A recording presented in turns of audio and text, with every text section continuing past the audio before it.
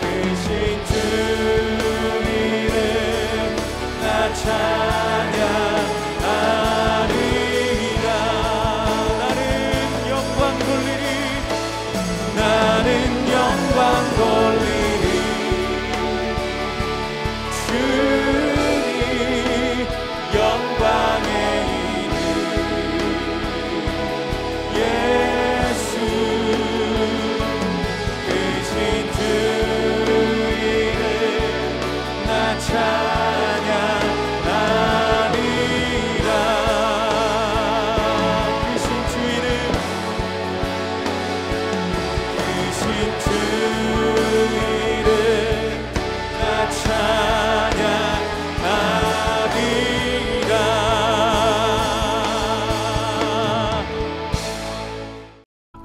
그들이 조반 먹은 후에 예수께서 시몬 베드로에게 이르시되 요한의 아들 시몬아, 네가 이 사람들보다 나를 더 사랑하느냐? 주님, 그러하나이다. 내가 주님을 사랑하는 줄 주님께서 아시나이다. 내 어린 양을 먹이라 하시고 또 두 번째 이르시되 요한의 아들 시몬아, 네가 나를 사랑하느냐? 주님, 그러하나이다. 내가 주님을 사랑하는 줄 주님께서 아시나이다. 내 양을 치라 하시고 세 번째 이르시되 요한의 아들 시몬아, 네가 나를 사랑하느냐?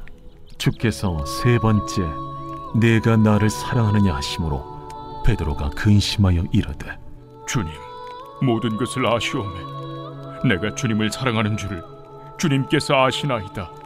내 양을 먹이라.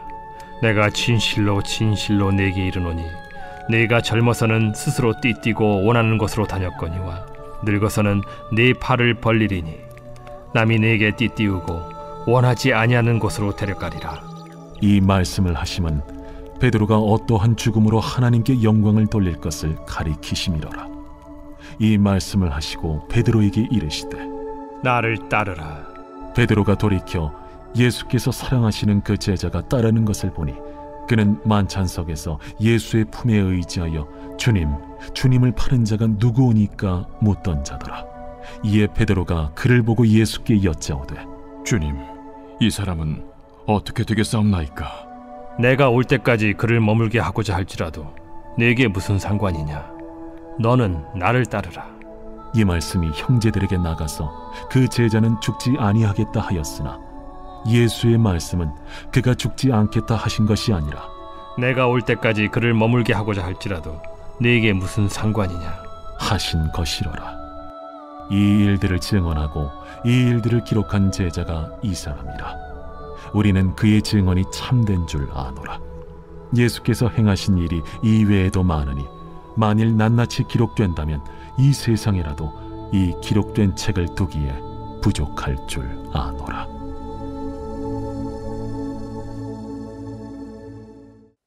할렐루야.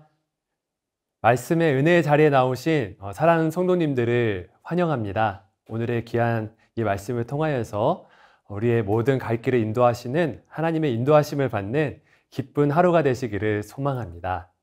말씀 전하도록 하겠습니다. 실패는 성공의 어머니라는 말이 있습니다. 하지만 우리는 실패가 너무나도 싫죠. 실패할 때 겪는 아픔과 손실, 그리고 다시 일어서야 하는 그 상황을 겪고 싶어 하지 않습니다.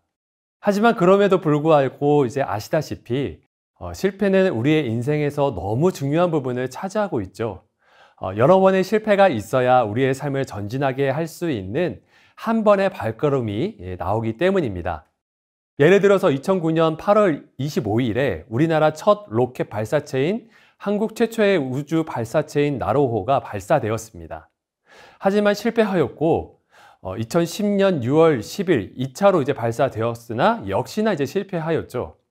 한 번도 아니고 두 번이나 실패하였기 때문에 2010년에 나온 기사에 나온 그런 내용들은 한숨, 다시 실패, 무엇이 문제였나 이런 기사들이 즐비하였습니다. 하지만 보란듯이 2013년 1월 30일에 이런 실패를 경험하고서 다시 발사에 성공하였습니다. 만약 실패했다고 여러 여론들에 휘둘려 주저앉았다라고 하면은 나로호는 성공적인 발사를 할 수 없었을 겁니다. 이를 보듯이 대부분의 성공은 실패를 딛고 일어설 때 만들어진다라는 사실을 우리가 알 수 있게 되죠. 그래서 우리는 넘어질 수 있다라고 하는 그런 사실을 인정해야 하고, 또한 일어서는 행동 자체가 중요하다라는 것을 인정해야 됩니다. 여러분, 인생은 실패해서 무너지는 것이 아닙니다. 실패에 대한 반응 때문에 무너지는 것이죠. 오늘 예수님 앞에 선 베드로는 철저한 패배를 경험한 사람입니다. 주님을 3번씩이나 부인하고 저주했습니다. 게다가 주님을 절대 배신하지 않겠다고 한 사람이었죠. 그는 그 부인을 통해 예수님과 함께 했던 3년을 헛된 무로 돌려버렸습니다. 예수님과 했던 모든 추억을 삭제시킨 것과 마찬가지였고, 예수님의 권위를 무너뜨린 것과 마찬가지였습니다. 하지만 예수님께서는 갈릴리 바다에서 자신을 배신하고 패배한 이 베드로에게 물으십니다. 16절에서 말씀하시죠. 요한의 아들 시몬아, 내가 이 사람들보다 나를 더 사랑하느냐 하시니, 이렇게 3번 물으십니다. 3번이나 당신을 부인한 제자에게 동일하게 3번이나 사랑을 확인하신 것이죠. 이것은 한 번의 실패로 우리를 결코 포기할 수 없다 하시는 우리 주님의 사랑을 확인할 수 있는 그런 대목입니다. 그리고 이 사랑을 통해서 베드로는 다시 일어설 수 있게 되었습니다. 베드로가 스스로 일어난 것이 아니라 우리 주님께서 일어나게 해주신 것이죠. 우리가 늘 주님께 죄송한 마음이 이겁니다. 늘 실패하죠. 주님의 뜻대로 살아보겠다고 다짐하지만 그렇게 살지 못할 때가 많습니다. 말씀도 읽어보기도 하고 기도도 해보기도 하고, 그래서 일상을 주님께 드리겠다, 직장에서 가정에서 말씀대로 이제 살아가고자 하지만 실패할 때가 더 많습니다. 그래서 이 우리의 마음이 무너질 때가 많죠. 나는 안 되는구나.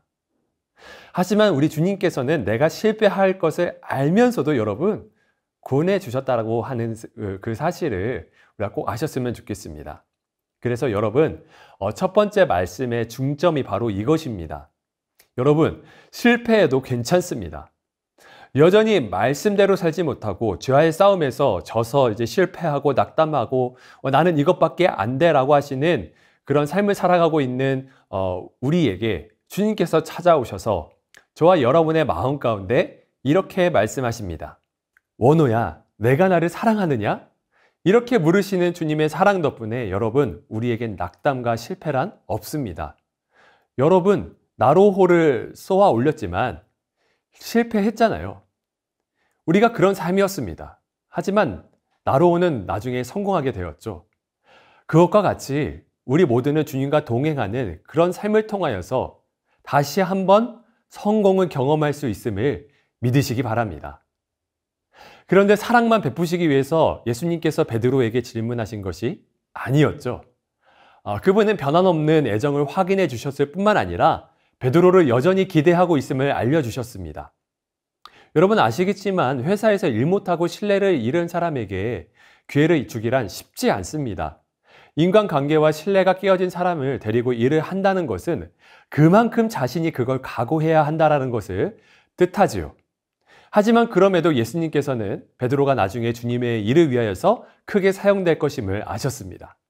그래서 다시 한번 사명을 맡기십니다. 16절과 17절에서 주님께서 이렇게 말씀하시죠.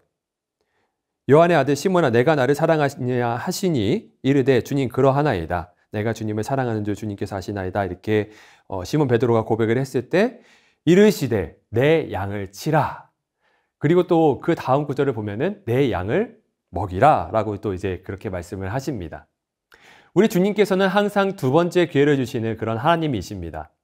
애굽으로 도망간 아브라함도 남의 부하의 아내를 빼앗은 파렴치한 다윗도, 그리고 또 다시스의 그 배를 타고 도망간 그 요나에게도, 사명이 힘들다며 불평하는 에레미야에게도 다시 한번 기회를 주시는 우리 주님이십니다.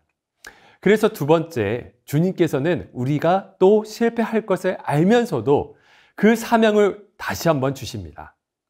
오늘 주시는 이 말씀을 우리에게 들려주시는 이유도 너가 실패할 것을 알지만 그 실패에도 나는 너를 사랑할 것이며 그럼에도 불구하고 너를 믿어줄 것이다 라는 하나의 증거이심을 믿으시기 바랍니다.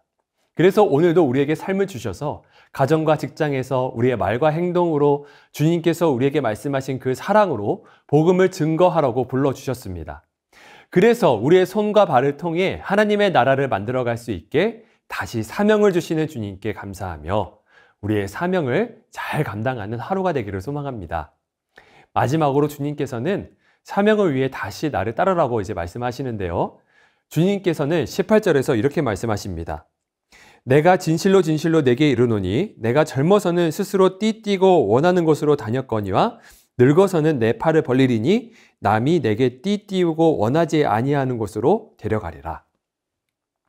그렇게 베드로에게 말씀하셨죠. 이 뜻은 내 마음대로 너 자신을 믿고 살아왔었지. 하지만 이제는 타의에 의해서라도 내가 아닌 예수님 자신을 위해서, 예수님을 위해서 원하는 삶을 살아가도록 할 것이다 라고 이제 예수님께서 그렇게 말씀하신 것입니다. 그리고 이어지는 19절의 말씀이 참 의미심장합니다. 이 말씀을 하심은 베드로가 어떠한 죽음으로 하나님께 영광을 돌릴 것을 가리키심이러라. 이 말씀을 하시고 베드로에게 이르시되 나를 따르라 하시니 라고 말씀하셨습니다. 베드로가 어떤 삶을 살지를 아시고 주님께서는 자신을 따르라고 하십니다. 이전에 3년 동안 따라다녔던 그런 각오 말고 완전히 새 각오를 하고 따르라고 이제 말씀하시며 예수님의 양을 먹이는 사명을 완수하라는 것입니다.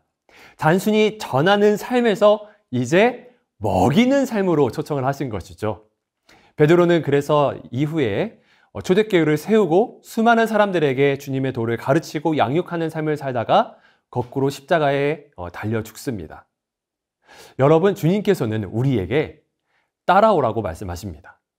혹시나 내가 단순히 그냥 복음을 전하는 데만 그치는 삶을 살았다면 오늘의 말씀을 통하여서 주님께서는 저와 여러분 한 분 한 분을 불러주셔서 한 영혼의 말씀으로 세워질 수 있게 양육까지 하라고 말씀하십니다.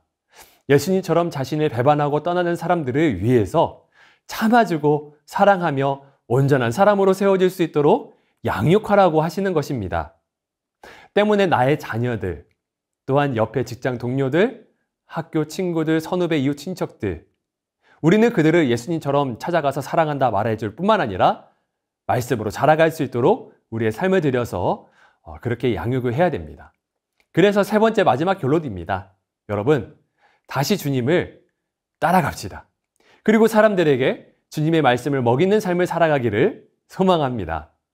오늘 베드로가 실패했지만 주님의 사랑으로 다시 사명의 자리로 나아가는 장면이 우리에게 많은 도전을 주는 것 같습니다. 실패하면서 그 인생이 끝날 것처럼 여겨졌던 그런 나이지만 주님께서는 주님 자신을 사랑할 수 있도록 베드로의 실패를 따스하게 안아주셨듯이 우리 또한 그렇게 주님께서 우리의 실패를 안아주십니다. 그리고 다시 한번 주님의 일을 할 수 있게 오늘의 하루를 허락하여 주셨습니다. 그래서 말씀을 통해 실패한 나의 인생을 일으켜 세워주신 주님의 은혜에 감사하시고 또 실패한 우리의 이웃들을 일으켜 세워주시는 그런 사명자의 삶을 살아가시는 우리 성도님들 다 되시기를 주님의 이름으로 축원드립니다. 이 시간 모두 다 함께 이 기도 제목들 놓고 기도하도록 하겠습니다. 첫 번째, 실패한 나의 인생을 괜찮다 하시며 사랑해 주시는 나의 주님께 사랑 고백 노래를 드리는 삶이 되게 해달라고. 두 번째, 실패한 나의 인생에 사명을 주시는 주님께 순종하게 하여 달라고. 세 번째, 오늘 하루 예전에 나약한 각오가 아닌 새로운 각오와 마음으로 주님을 따르게 해 달라고. 이 시간 모두 함께 이 세 가지 기도 제목을 붙들고 우리를 사랑하시사 새롭게 하시는 주님께 기도로 나아가도록 하겠습니다. 다 함께 기도하도록 하겠습니다.